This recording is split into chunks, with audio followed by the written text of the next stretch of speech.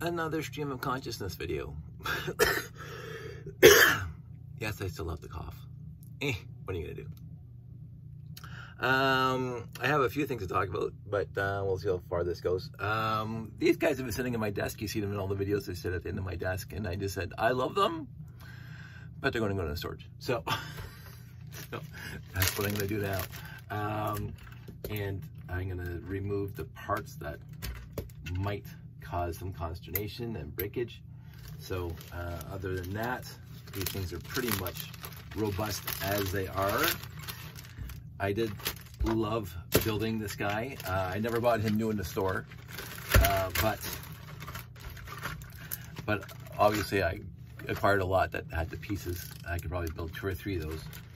But I think the cool thing is that then I got a classic base one. This guy's been in a few layouts. I enjoyed that. I actually enjoyed bringing this guy to some layouts. And yes, trans yellow antennas in the back, not trans neon green. Anywho, he's just gonna go. Wow, oh, I shouldn't have happened that way. Oh, figures on this one. I am trying to clean up. That's my thing. And so Sandy and I were out today picking stuff up. And whilst we were out, we stopped by the Valley Village in Waterdown. We picked up 2 more Rubbermaid totes for really cheap, brand new basically. And so I took all my stuff that was on the floor, most of it, and dumped it into a tote to be sorted later.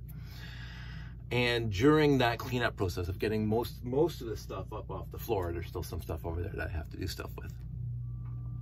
I dug this guy out, and you might have remembered that I did a video a long time ago how to make round circle buildings. And some people like that one. I don't know what this pencil's doing here. Put that up there just in case I need it later.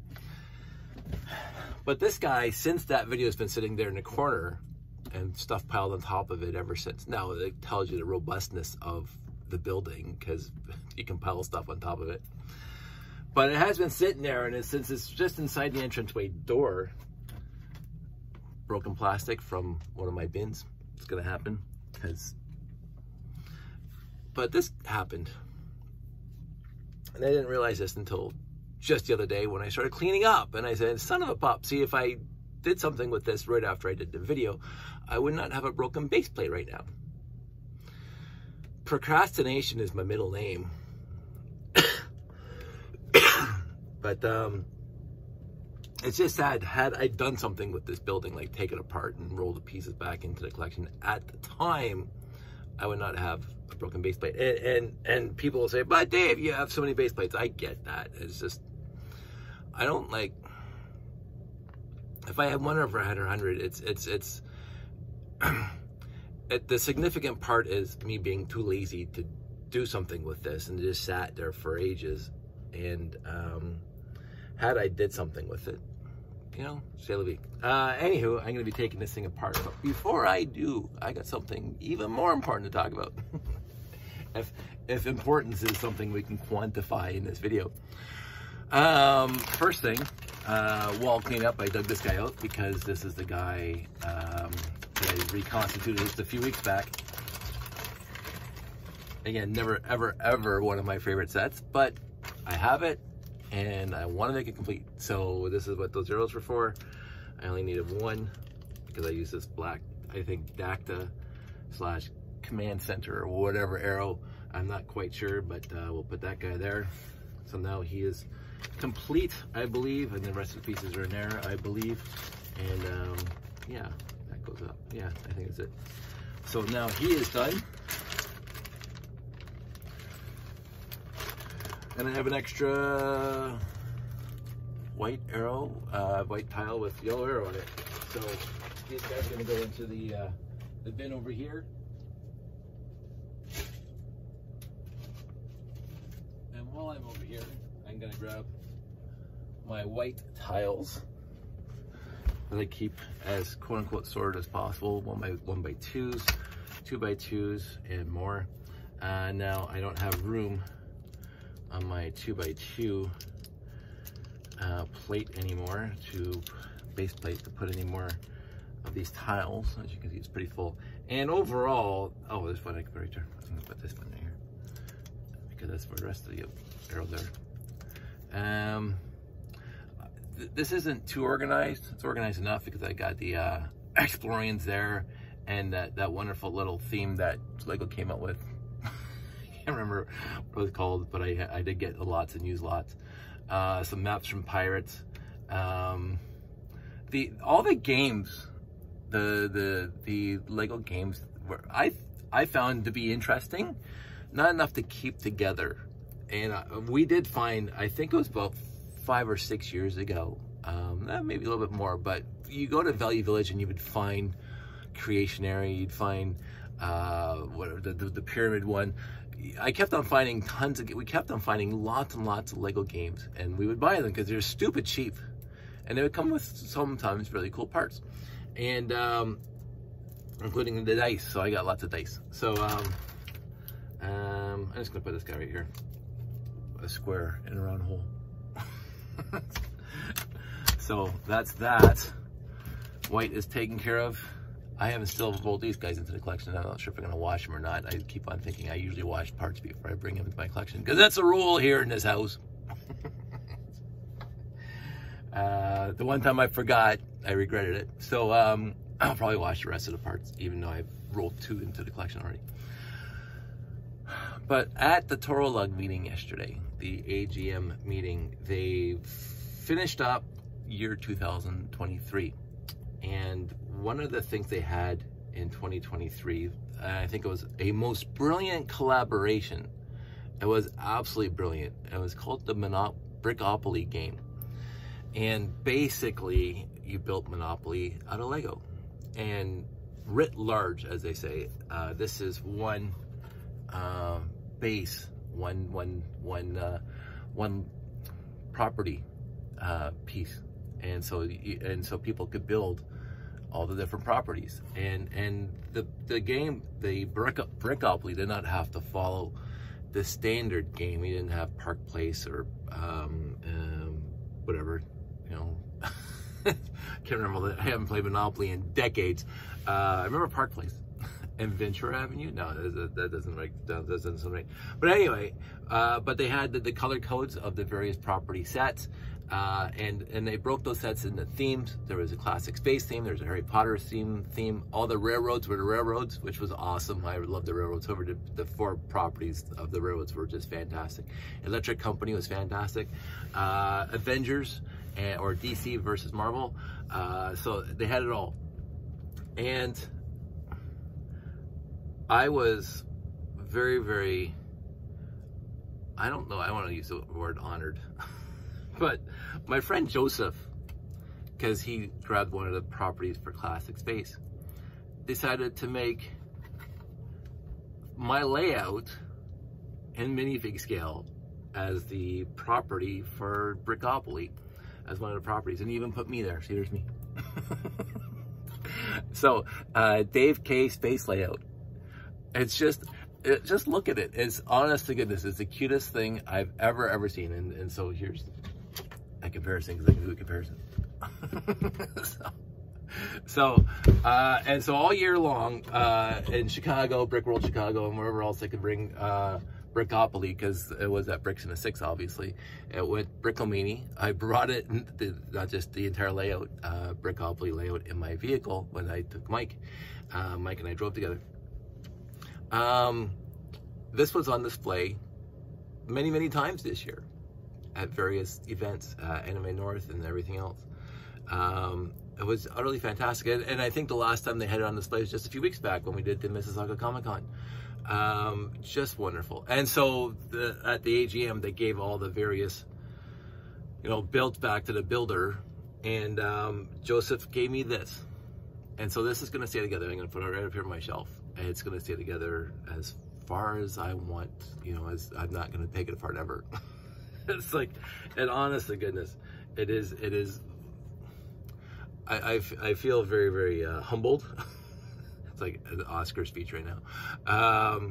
But I really do feel humbled, because for me, the layout is my contribution to these shows. And I know for myself that it's not a spectacularly complicated build. And this is not self-deprecating. I keep on saying the build itself is about as old school as you're going to get in a build, because it's just bricks on top of bricks. And 95% of the layout is basic brick and slopes. There's not a lot of fancy building techniques in it, besides round, and that's not fancy. It's just, you buy a lot of parts. He who has the most parts. So when I go to shows and I bring the layout, I don't expect it to be like overwhelmingly awesome compared to all the other stuff that are at these shows, because I am more impressed by literally everything else at the show. I am a old school builder. I will always be an old school builder, and the older I get, it's, hey, you kids, get off my grass, I'm building it my way. But this thing is more complicated in its building style than the entire layout. I could not build this. Even I'm looking at it and I'm just like, wow. The micro build here is fantastic. And Sandy and I plan on doing micro at some point, because I'm trying to organize the room so we can do micro and bring little micropolis to some shows, and add it to the other micro build that RTL Toronto Toro Lug is doing. And so I'm gonna have to pick this up pretty quick, but in the end I'm pretty old school, and Joseph is absolutely wonderful in giving me this, so I'm gonna find a spot for it up there. Yeah, that's, wow, I covered all the topics I wanted. I covered all the topics I wanted to cover. And we're only 11 minutes into it.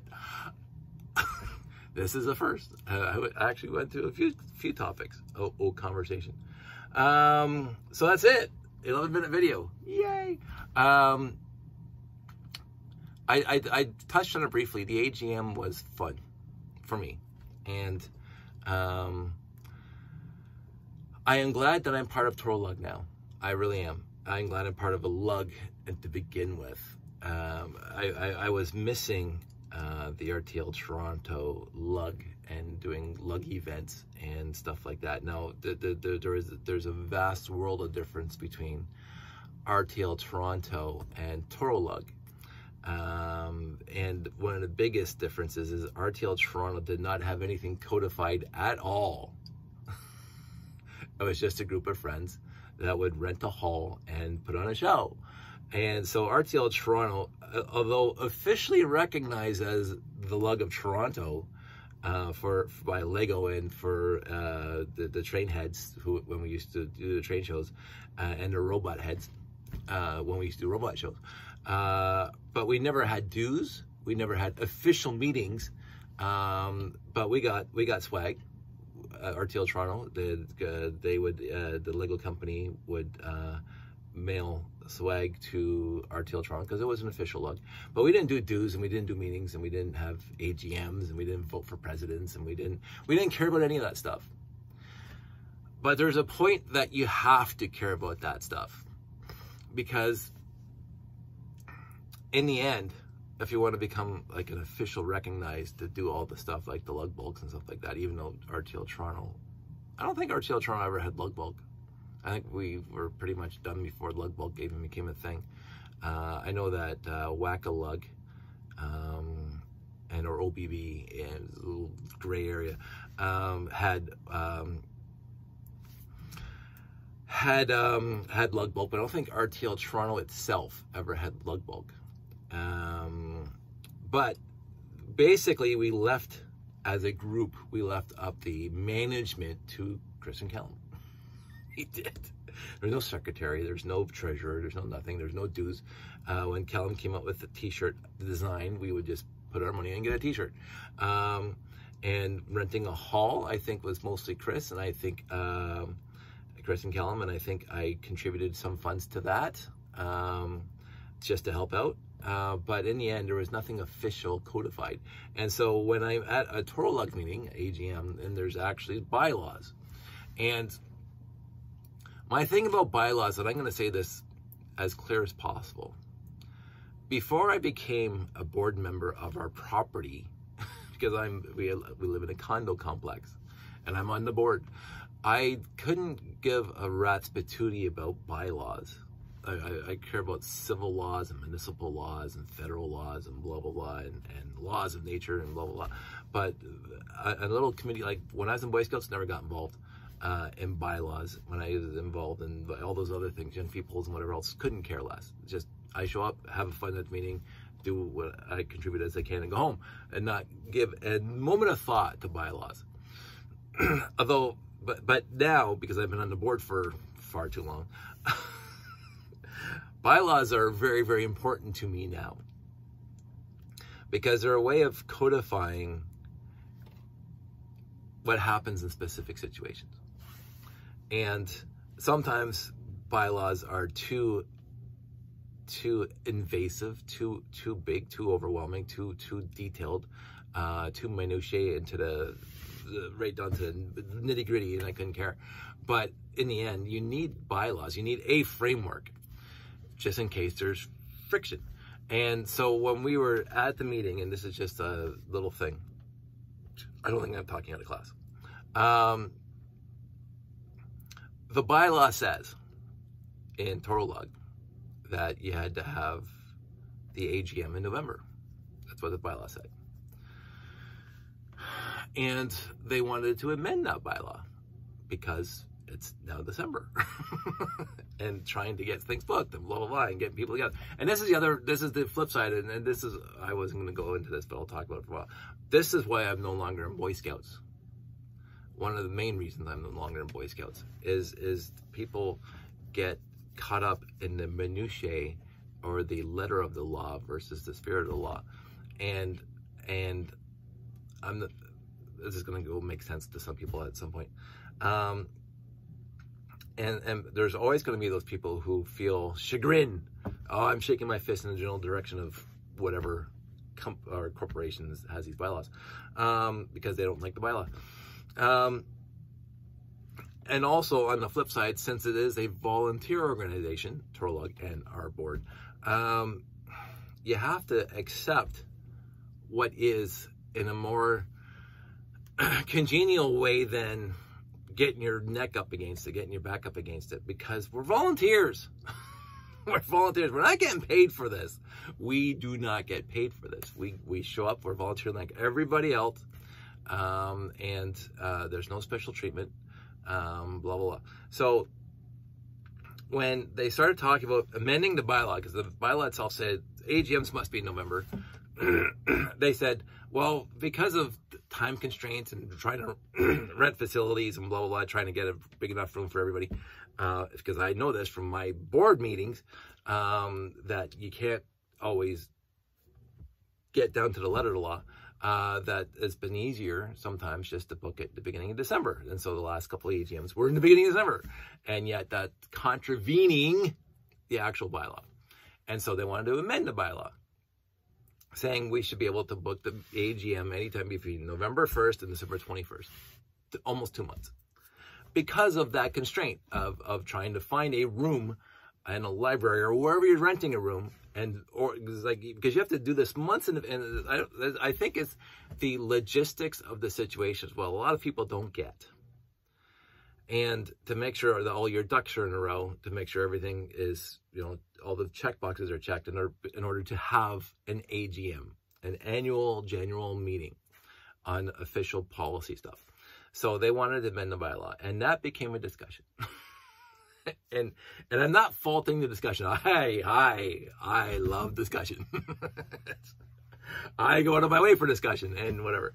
But in this specific context, there were some that wanted to keep the bylaw just reading November because December's busy and because of family and Christmas and blah, blah, blah, and work and blah, blah, blah. I fully understand how crazy December gets sometimes. And I've had friction with management in the past who's tried to book things in December. And this is the exact point that I made. I won't even tell you how long ago, but management wanted to do a DR, a disaster recovery test, of our network and server infrastructure, and they wanted to do it December 21st. And I'm going, what are you doing? You can't schedule a DR for December, period.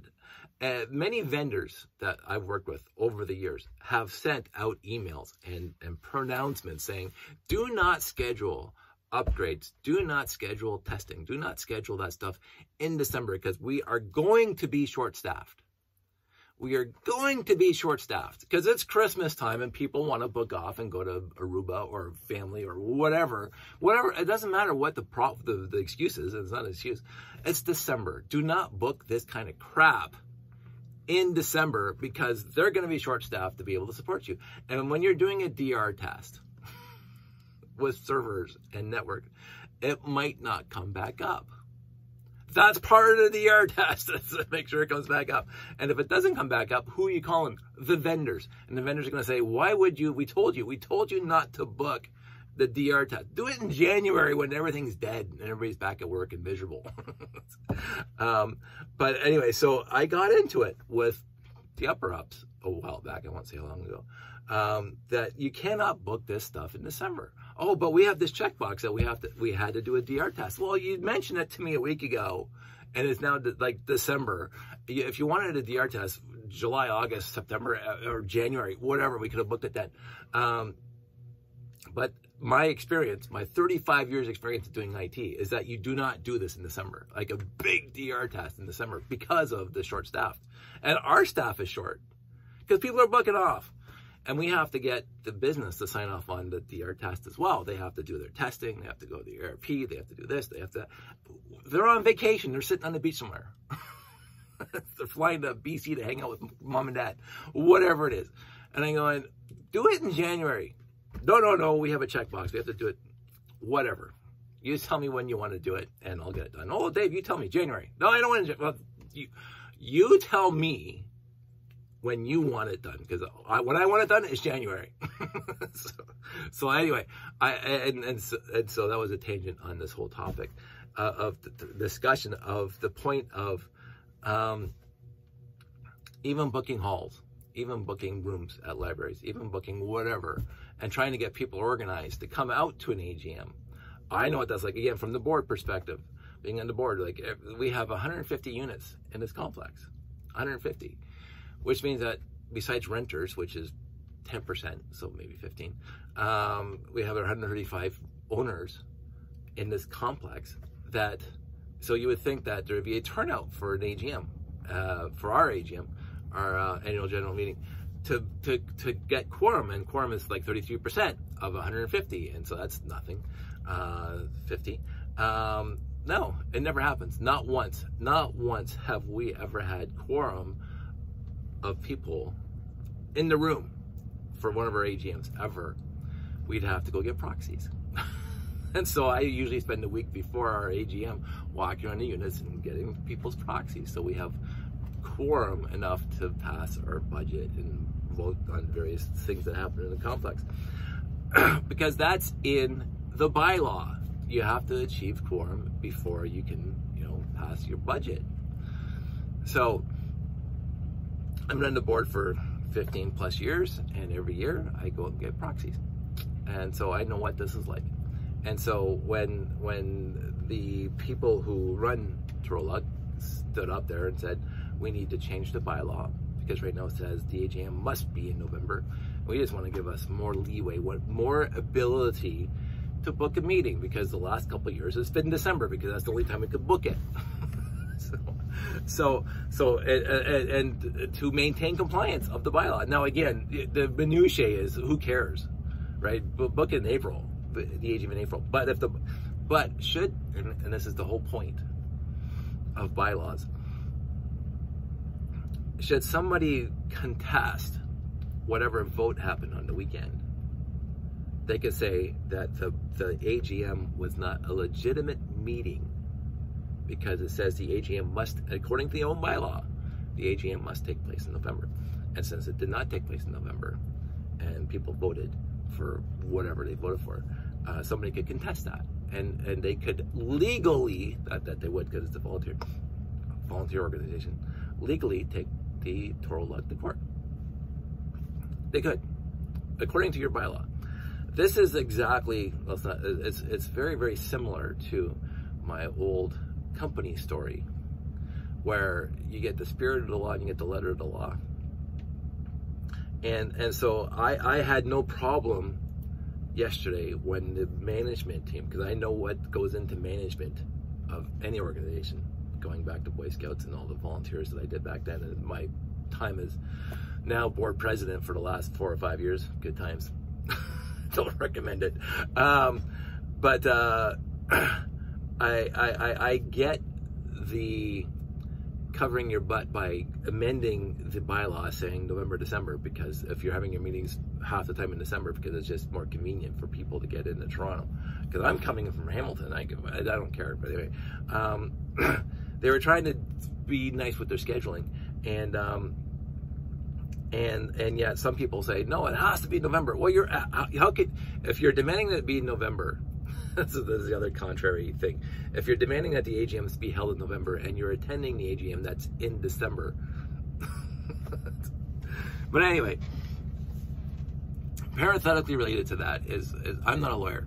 I am nowhere even close to being a lawyer, and nor do I ever want to be a lawyer, and nor do I have the gams to be a lawyer.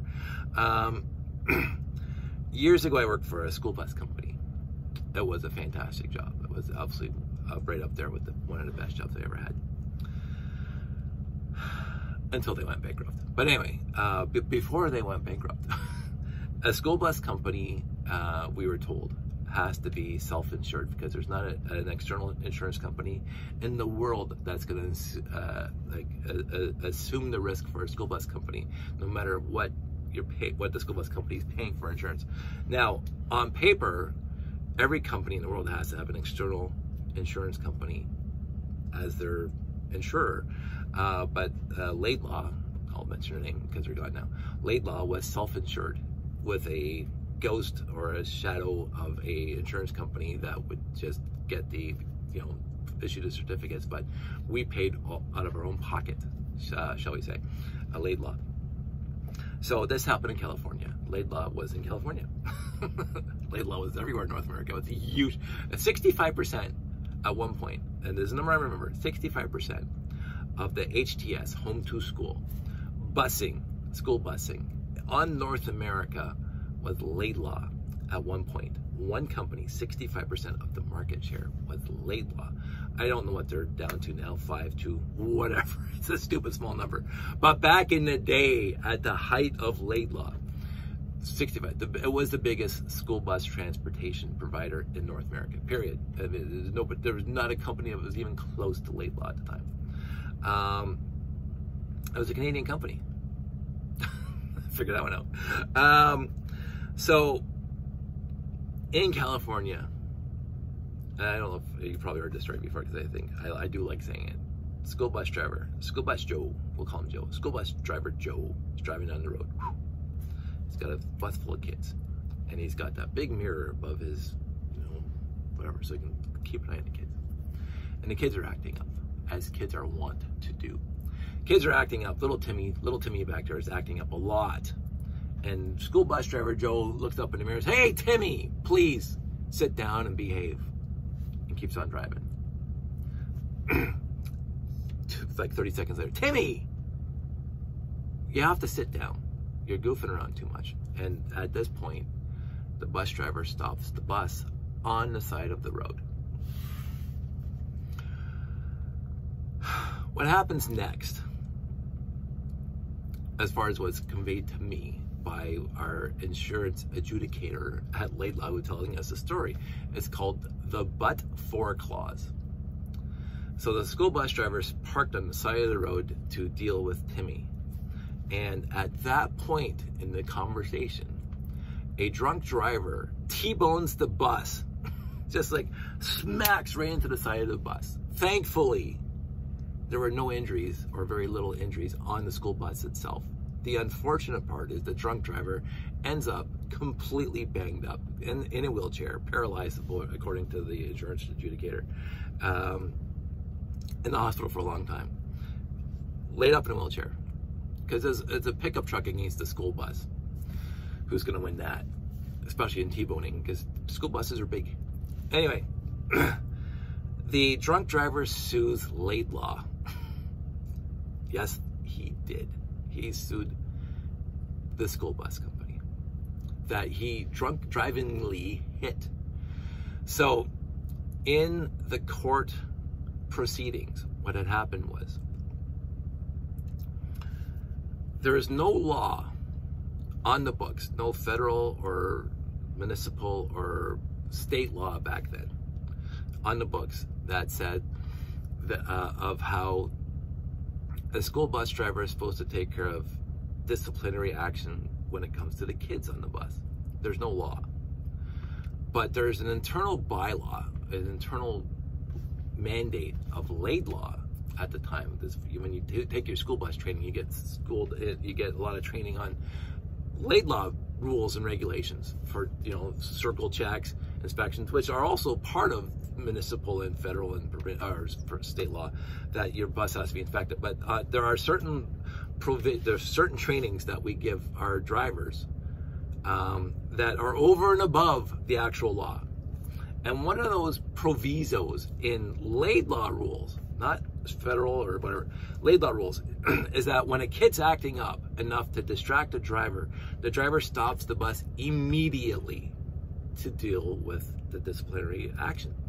Not wait 30 seconds or a minute, but immediately. If little Timmy's back there is acting, you're driving your bus and little Timmy's acting, you stop the bus right then and there. You call up dispatch and say, I've had to stop the bus because little Timmy's acting up. And they would say, do you require assistance? Because we'll send somebody out to remove Timmy from the bus, whatever it is. That's internal policy. It has nothing to do with any state, provincial, or federal law. Internal policy. And their lawyer, the drunk driver's lawyer, got a hold of our internal work up sheet, how we train our school bus drivers, and the rules and regulations, internal rules and regulations that they're supposed to follow. And the lawyer argued that had the school bus driver himself or herself, I didn't know themselves, if the school bus driver themselves were actually following Laidlaw policy, the bus would have been stopped 50 feet or 100 feet back the road and wouldn't have been there to be T-boned. So, but for our driver disobeying our internal rules, it's our fault for having the bus where it was, where the bus was stopped legally on the side of the road. It was not illegal. It was not sitting in a lane. It was perfectly legally parked off the road, but not 100 feet back when Timmy was first warned to stop acting up. And so this guy wins $1.5 million, $11 million. I can't remember. There was a stupid millions of dollars that this drunk driver won. With that, the insurance adjudicator says, you're in a courtroom. Just visualize yourself in a courtroom. You have a faceless, personless, massive corporation. The #1 corporation on North America for school bus driving. A corporation versus one person in a wheelchair in the courtroom. What would that one person have to do not to win this? Because no matter how you cut this, the jury is going to look at the guy in the wheelchair and it's going to look at the faceless corporation. Even though the faceless corporation is completely innocent of any wrongdoing whatsoever, the bus was parked legally on the side of the road, gets T-boned by a drunk driver. It doesn't matter, to me, it doesn't matter how you cut that. There's nothing at fault for the school bus company. Nothing at fault by the school bus company. Even the internal regs, which I think, spirit of the law, tell Timmy to calm down. But for that clause, though, we lost that court case. Which I find, like, I will never let, it's not that I will never let it go, because it doesn't, but it's just, I cannot, I can comprehend that kind of abject, that's not stupidity.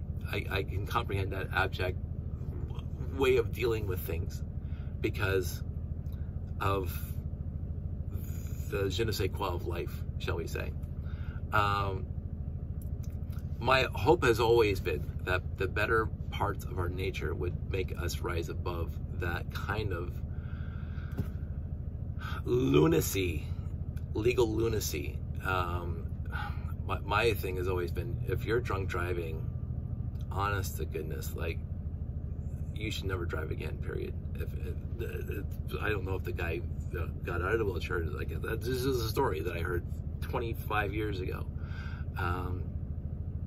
So I don't know what the repercussions now are of that guy that was in a pickup truck and drunk out of his head and smacked inside of one of our school buses. I don't know where they are now. I don't know what kind of pain and suffering they have. But if you are drunk driving, on a more meta level for me, there is zero, absolutely zero excuse. Absolutely, you cannot. I've been around a long time now, and people say, "Oh, what about this? What about that?" There has been not one thing presented to me in the 21st century that makes drunk driving situationally acceptable, ever, because of the inherent risk to themselves as well as to other people. I've lost family. Well, my family's lost family members. I knew them very, very well. I've so we'll say family. I've lost family members due to somebody else's DUI. And I was a kid, and that sticks with you. I was like just in single digits when we lost this family member. And not a day goes by when I don't think about this family member, because it was traumatic back then. This family member was a very big part of our lives. We saw them all the time. They were in church with us all the time. And for me, it was not just my very brief history of single digits, and this person who was much older than I was, but the loss of the potential of that person in the grand scheme of things, because they were going somewhere with their lives, and they were just cut down in their very early 20s. Because of some negligent Neanderthal who could not, for the life of them, understand that drinking and driving is the most horrendously stupid thing you could ever do. And so I have very little sympathy, if any, for DUIs at all. Now, forgive, but I don't want to go in this conversation anymore. But for the but-for clause. So again, this brings it back to Toro Lug's issue with their bylaws and their AGM. If they can't schedule an AGM in November, then they can't have an AGM, because according to their bylaws, AGMs have to be in November. And since hopefully we're all of better natures that we're willing to overlook that one bylaw, then amend it now, before somebody does get into the semantics of, oh, but for this one clause that says, our AGMs have to take place in November, and so we pass this other bylaw, or we modified this bylaw at an AGM that did not take place in November, that bylaw is now null and void. Because they could do that. And this is why I get a little hot under the collar, as we say, when I'm at our board meetings and discussing our bylaws. And one of our bylaws is very, very clear. So there are, in this case, there are federal, for provincial mostly, bylaws for condo corporations. There are many, many, and especially now with the CAO, the Condominium Authority of Ontario, who have now codified many, many general bylaws that all corporations have to abide with. But see, our bylaws were written back in 1974 when this became a corporation. I was 7. But anyway, so the CAO have made bylaws, or codified bylaws that we all have to adhere to. And I'm going, I had to read, and I didn't have to. I wanted to read through them all, and they're basically ostensibly identical to ours that we've had since 1974, which have been amended over the years. One of the bylaws, it's very, very clear. If you want to run for the board, and we do have people running for the board every year, there's 5 positions available, and every year one or two positions come up as we keep rotating, although nobody runs, so it's the same board that it's been for a long time. But anyway, one of the key factors in order to put your name into the hat to run for the board is that you have to be a owner of the property. That's not in the provincial bylaw. the bylaws, the CAO, Condominium Authority of Ontario, says you cannot be in a legal dispute with the corporation, you cannot be negligent on your dues or your property management fees, and there was a third one, I can't remember off the top of my head, doesn't matter.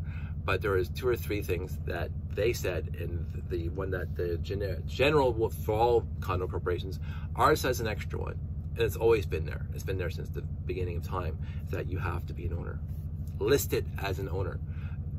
When I bought this piece of property back 20 years ago, I am an owner.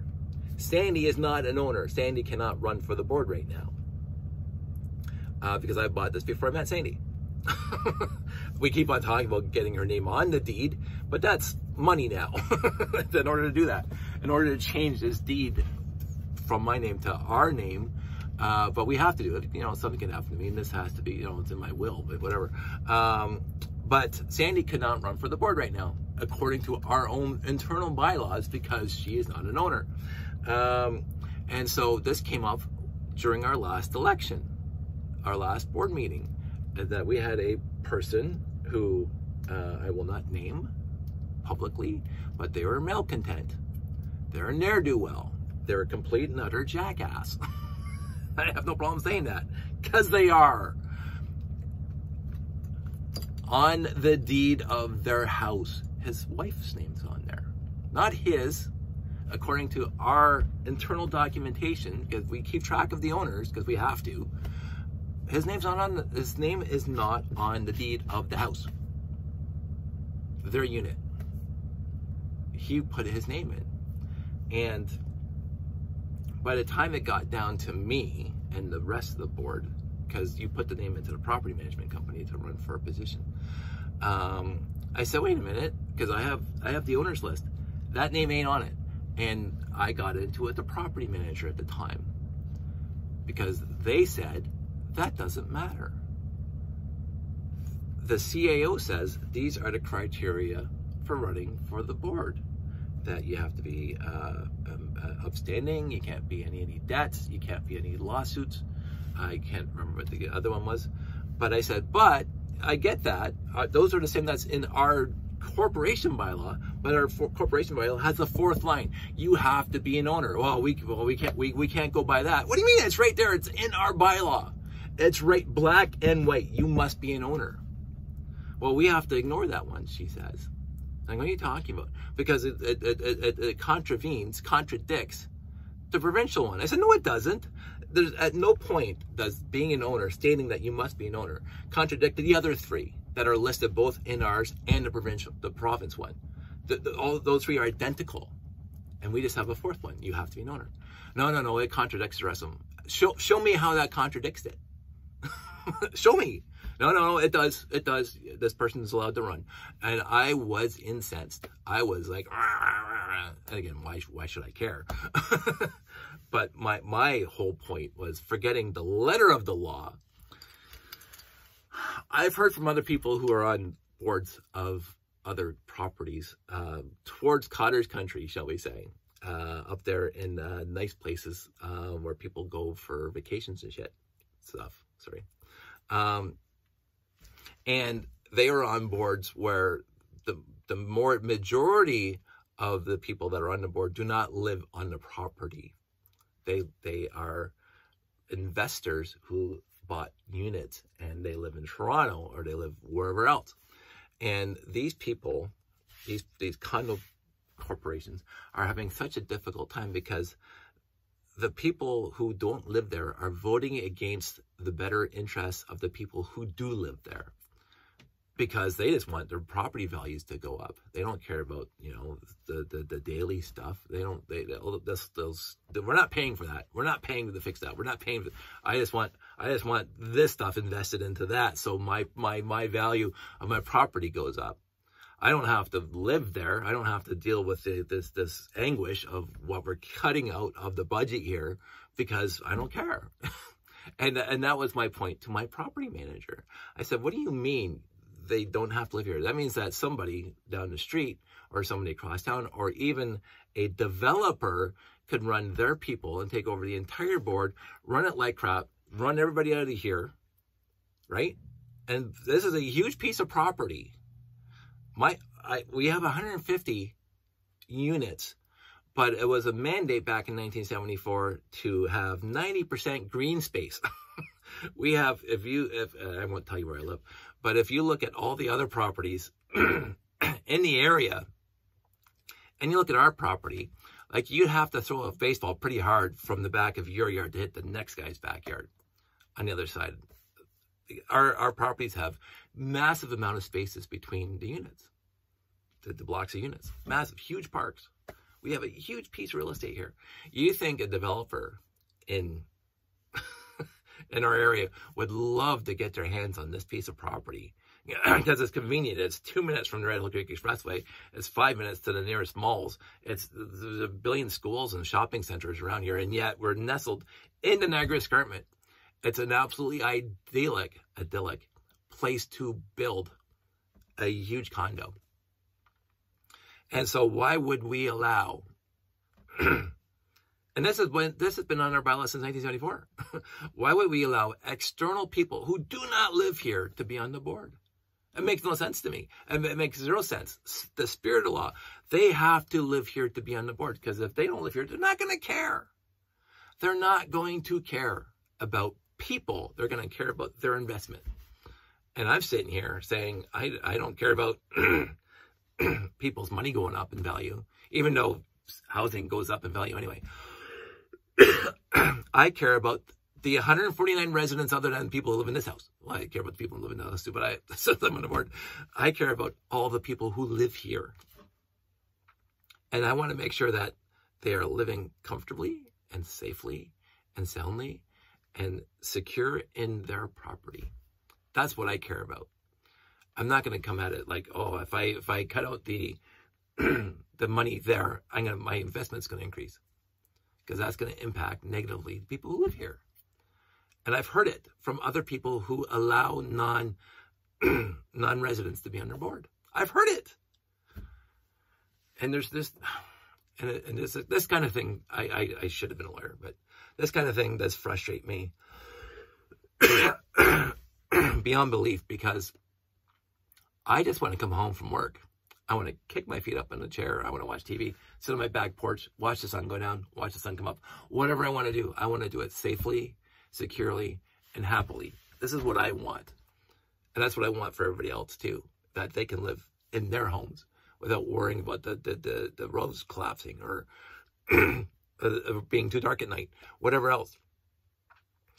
This is what I've on the board try to achieve. It is what the other 4 board members try to achieve too. We try to do what's best for the property, for the people living here, because we live here. And I would never ever want to be on a board of a property where the people who are on the board don't live there.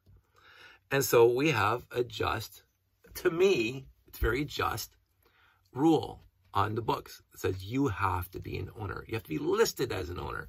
Like, he could say he's an owner, but it's not listed. So go update your deed and let us know about it. Until you do, you can't be a board member. And he actually got to run because the property manager overruled me. And I'm going, well, that's got to stop. Like, I don't mind being overruled if you make the case. Our board is very, very, I've been on it for a long time. They've been on it for a long time. We all see almost exactly the same of almost every project, every issue, every project, everything. And so there's never any friction on the board itself. So I find it very easy. And there's no one person, even no president. That's just a title only. I have no more authority over the board than anybody else on the board. There's 5 people on the board. They all vote. The president can overrule anybody. And I'm far too lazy to get involved into the minutiae of a whole bunch of stuff. But that one got me angry, because the property manager said to me, that person gets to run. And I'm going, you've seen who this person is, first of all. They're Neanderthal. They are absolutely a malcontent towards everybody else on this property. But beyond that, their name's not on the deed. And our bylaw, written in 1974, states you must be a unit owner. It doesn't matter what the CAO says. That bylaw of ours should trump anything that comes outside, unless there's a conflict. And then you can explain the conflict to me where our bylaws contravene or conflict with one from the province. But right now, I can't see how our one extra line is contradicting the 3 lines that are identical in both. Anyway, I didn't expect it to go this long. So there you go. I remember being in the meeting yesterday, and it was a discussion, and I understood the people's point of view about just having it in November, because December gets busy with Christmases and families and blah blah blah, and I fully understand that. But you're at a December meeting, AGM meeting, and it's already contradicting your bylaws to have it in December. The fact that you're at the meeting in December to discuss why we shouldn't have it in December. Really? So, and it's happened a few times. And if you think there's a better way of getting the meetings in November when they couldn't find a place to book, and they're pulling out their hair, and you have to have an AGM, and they find it's easier to find one in December, then you go find one in November and tell everybody about it. Because this is my other thing: put up or shut up. Honest to goodness, put up or shut up. If you have a problem with the way some corporation or some volunteer organization is being run, either leave, which is why I left Boy Scouts. I did leave Boy Scouts willingly, and wishing them all the best. I have no hard feelings at all, but I'm done, and for my own personal reasons.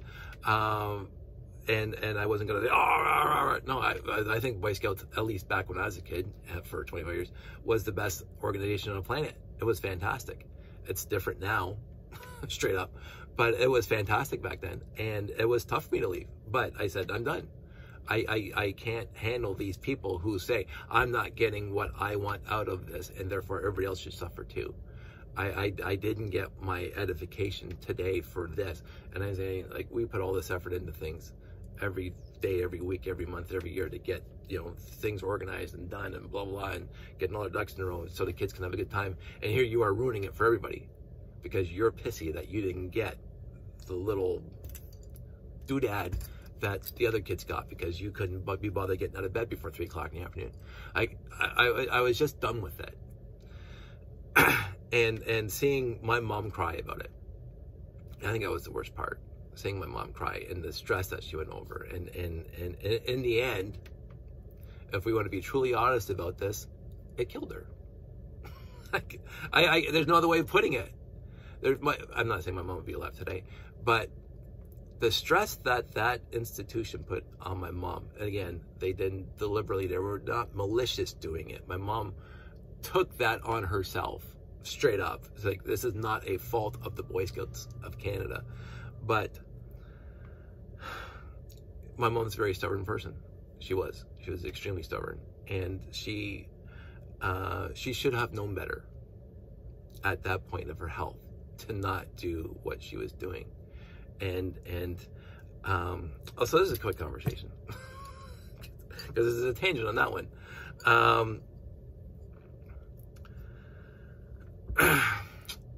You have to, this is how I run my life now. You have to, if there's no good solution, there's no good solution that people are going to be all happy with. You have to choose the solution that's going to cause the least grief.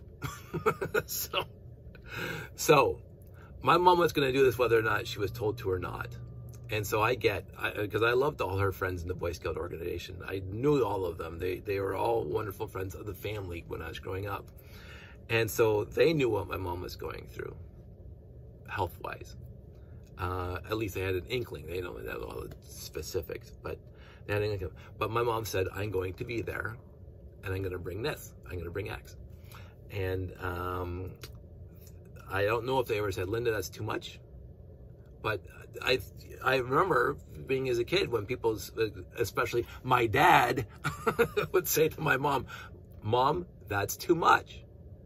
And she wouldn't listen to her husband She did it anyway.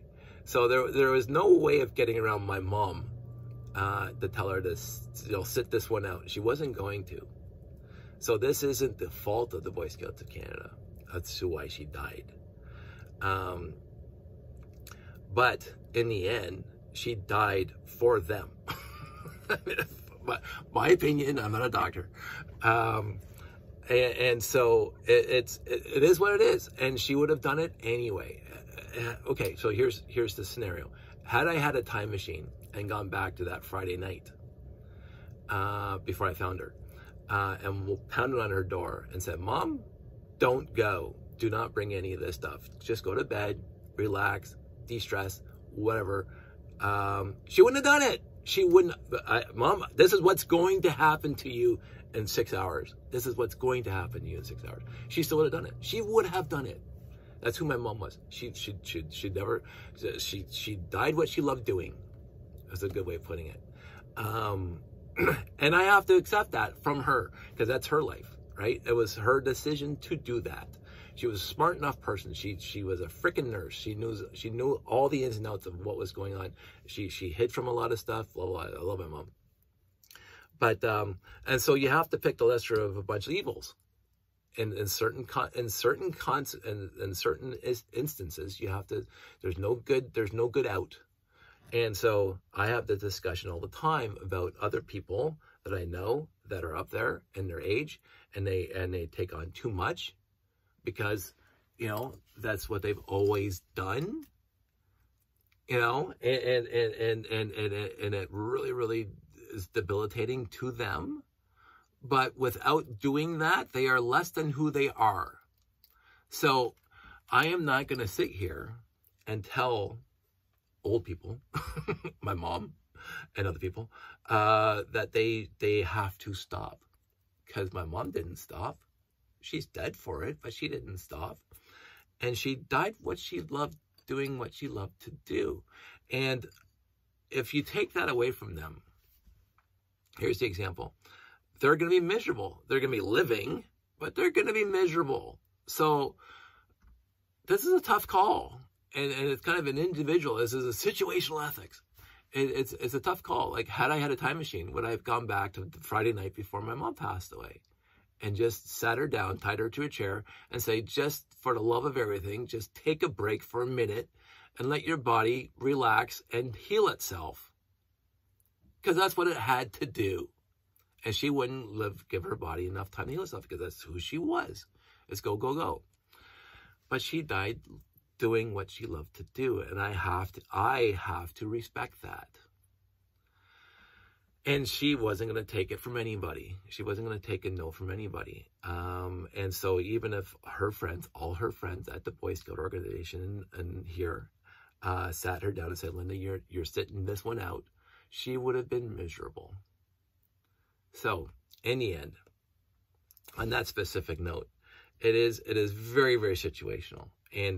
And what I've learned over my years and decades of dealing with stupid, stubborn people, I'm like a willow tree. You know, if the wind's blowing that way, I'm going to move that way.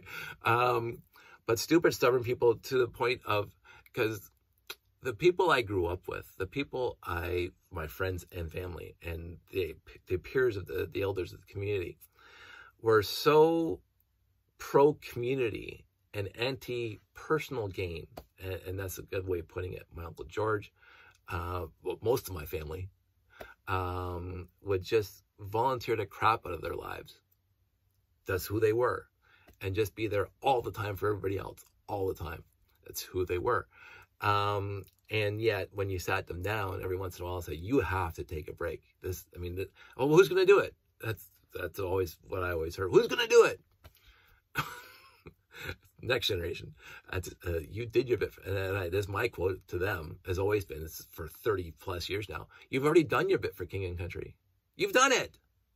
You did it since you were a teenager, through your 20s, through your 30s, through your 40s, through your 50s, through your 60s, giving to the community. Sit in a chair in an Adirondack and watch the sun go down for a minute. Like, just sit back, watch the fireflies. Like, for the love of everything, stop. But that's what I would do. That's not who they are. That's not what they want to do with their lives. And so who am I to make whatever moments they still have more miserable? If they want to die trying, shall we say, then that's what they want to do. And I have to accept them for who they are, because I've made it a mandate. And my parents will get in, if my mom is still around, and my dad, who is thankfully still around, I made it a mandate that this is who I am, and take it or leave it. That's it. I ain't changing this. I'm not changing this. I am not, unless I want to. I talked about this before. Thankfully, most of the time, most of my friends and family were very, very, very, very considerate of my proclivities of Star Trek and, Lego and all that stuff. And putting all this time and effort into it. I would not want somebody coming to me and saying, you have to give this up. You can't go to that show. You can't make that. You can't do that. You can't do that. I wouldn't accept it back then. And I didn't accept it back then. Certain people said, put it away. You're 18 years old. You're 21 years old. You're 25 years old. Put it away. Give it to your kids. Give it to your grandkids. Give it to your nephews. No. This is my hobby, period. You can shut up. Nobody outside of me is going to tell me to give this up. Nobody. Now, I try to keep a balance here, that I'm not down here like literally all the time, right? Because I have a family, and I have my friends, and I have my other interests, and blah, blah, blah. So I don't let this run my life, but I'm also telling other people that they can't remove this from my life, right? And I've been doing this forever, my earliest memories. And so I wouldn't want somebody coming to me and saying, if my health starts deteriorating, and I've talked about this, thankfully it's not, so don't start thinking stuff. But if my health starts deteriorating, I've become very, very good friends with, not to be ageist here, but old people. We've had some very, very interesting and wonderful retirees in our groups, and I sat down with them and I talked to them about this stuff, because they're in Lego at 85, 90 years old, and they're in the Lego, and I'm going, wow, and then what was your life, and this, and how did this all come about, and blah blah. And I sit down and I talk to them, and I'm going, that's what I want to be when I'm 90. That's what I want to do. But in the end, I wouldn't accept it from somebody telling me that I would have to give this up for something. Like, there are certain things, like people smoke, and if their health starts deteriorating, or people drink and they get, psoriasis and blah, blah, that you have to give up something that you love. That happens. And if this becomes an obsession, which I still, in my mind, and other people might disagree, but in my mind, this is not an obsession. But if this becomes an obsession, then that's a mental health thing, and then I'll have to recontextualize what I'm doing here. But until that happens, nobody, and I mean 0 people, and thankfully I've married my wife Sandy, because she would never ever, nobody's going to tell me to give this up, because whatever, you shouldn't be doing that. Yeah, I should be doing this. Not necessarily 24/7, because that's just unhealthy. But I think I have a good enough context of doing this as I want, when I want. It's not impacting my job, not my love life, my kids, my friends, family, all that stuff. As long as the context stays good, then I'm going to keep this. If it gets towards the obsession part, then I'm going to have serious thoughts about it. But 56 years of this not being an obsession, I don't see me turning this into an obsession. And the way I'm dealing with it now, which is actually downsizing, I think this is a very healthy part of my life. And nobody has the right to tell me what to do in this context. And therefore I have to, and my mom was encouraging when I was younger, but she loved her Boy Scouts. She loved the community. She loved the organization. She loved taking care of the kids. She loved being a Kayla. She adored being a Kayla to all those kids all those years. And so I would not want to spend 1 minute talking her out of that if she wanted to do that. She was a smart enough person on her own. And yes, she was stubborn. And my goodness, my mom was stubborn. She was one of the most stubborn people I've ever met. But that's who she was. And that's who I needed to love. This is who I am. And I've said this many, many times, and to girlfriends and stuff. This is who I am. I'm this guy that has this collection. I'm this guy that loves scuba diving. I'm this guy who loves watching Star Trek on a Saturday afternoon. I'm this guy who loves going for walks and camping and doing all this stuff and going for hikes. I'm this guy. And there's compromise, and there's coming together and weaving your lives together so they're together. And so it's not, you don't have to change at all. We're not talking about that. We're not talking about not changing in order to be with your spouse. Change is part of life, period. Life is change. I'm the different person today than I was yesterday. It's as simple as that. But what you need to have is a well-adjusted change and a reason for it in order to, oh, I want to spend my time with this person now, the rest of my life. I think it was about after at least the latest was date 2. Sandy. I'm gonna say that. I had the thought that from what I have seen thus far, I could spend absolutely the rest of my life with this person, and that was 20 years ago. And this is coming from an adult who had some semi-serious relationships, but was never ready to get married before 40, basically. So I was too busy being a geek. And so I accept her for who she is. She accepts me for who I am. And it is the best thing I've ever experienced in my life, is the acceptance for who you are. And I have to also extend that to other people, such as my mom. Accept her for who she is and who she was at the time. I mean, it's been over 10 years now, but who she is. And this is who she wanted to be. She wasn't a dopey person. She was a very intelligent person who was very, very stubborn on a whole bunch of things that she wanted to be stubborn about. And that was all on her. And there's no other way around it. So, anyway, that was way too long. It's been a while. So, I hope everybody out there is doing well. I enjoyed this video, actually. I'm actually going to upload it. I don't think I said anything untowards in it. If I did, I'm sorry. This is lovely. So that's it. That's all. You guys all stay safe. Take care, and I'll talk to you soon.